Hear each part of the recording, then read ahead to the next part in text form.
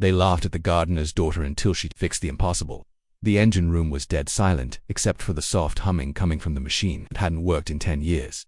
A crowd of engineers stood frozen, their jaws dropped, their eyes locked not on the machine, but on a teenage girl in muddy sneakers, oil-stained fingers, and a quiet smile. Just hours earlier, they'd laughed at her. "She's just the gardener's daughter," someone had scoffed. Another added, "Go play with flowers. Girl, this is real work." Now, the multi-million-dollar prototype was alive, and she was the only one who knew why.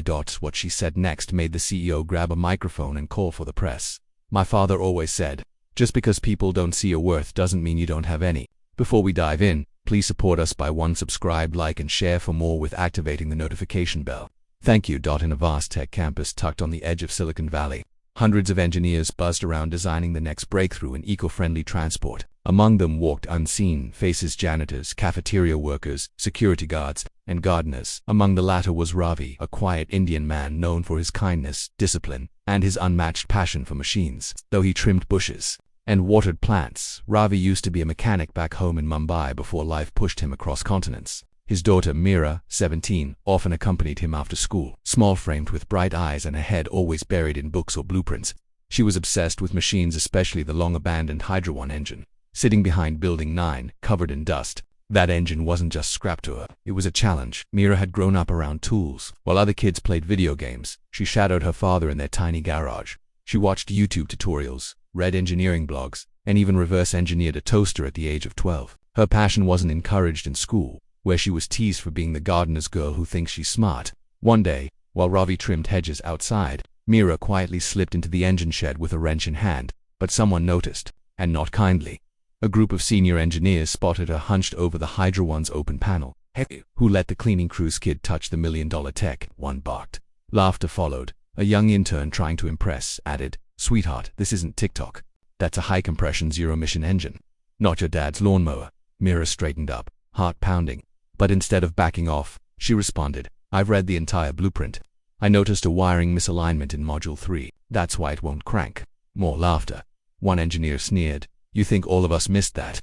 Just step away before you hurt yourself or the machine." Ravi arrived just in time to see his daughter being mocked. Meera looked at him. Her eyes didn't hold fear, they held fire. He whispered, "You don't need to prove anything to them."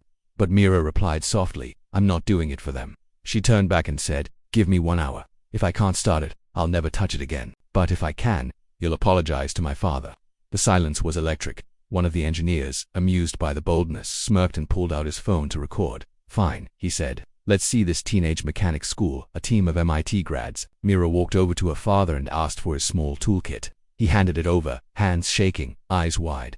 The whole workshop turned into an arena. Permission was reluctantly granted by a supervising engineer, half as a joke, half out of curiosity. Meera got to work. She opened her backpack, revealing a self-built diagnostic tablet, patched together from spare parts and running custom-coded software.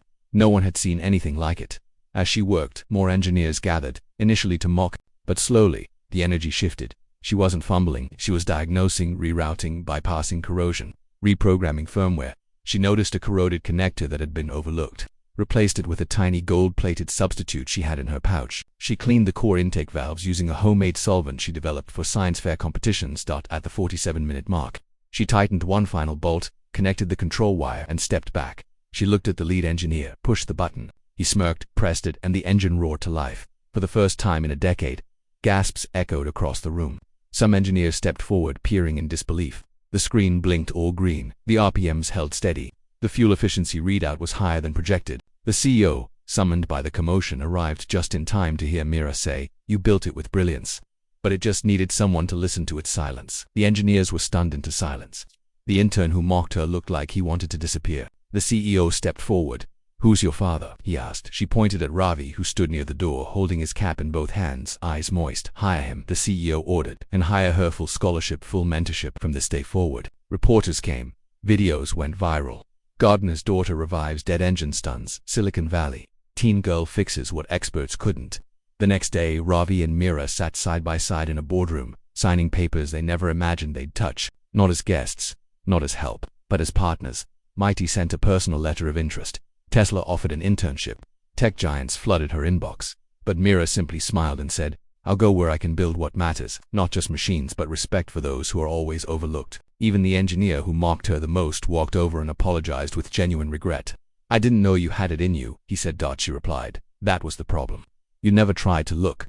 6 months later, the Hydra 1 was launched as a prototype vehicle, eco-friendly, zero-emission, and faster than anything in its class. At the unveiling ceremony, Mira was the keynote speaker. The audience included CEOs, scientists, and policymakers. She stood confidently in front of them, wearing oil-smudged overalls under her blazer. She began, "My father used to water plants while others ignored him, but when I studied engines, I saw what he always did. Every system, no matter how complex, works best when every part is respected. Today, I'm proud to be the daughter of a gardener and an engineer of the future." The audience erupted into applause. Later, as Mira and Ravi stood by the gleaming engine, a young girl approached her and asked shyly, "Can I be like you someday?" Mira bent down and said, "You already are. Just don't let anyone laugh loud enough to drown your voice." The company unveiled a new scholarship program for underprivileged youth in her name. Mira's story became a documentary. Ravi, once seen as a humble gardener, was now known as the man who raised a genius. Together they changed more than just a machine, they changed a mindset. Never underestimate someone because of where they come from. Brilliance doesn't ask for permission, it proves itself in silence, focus, and undeniable results.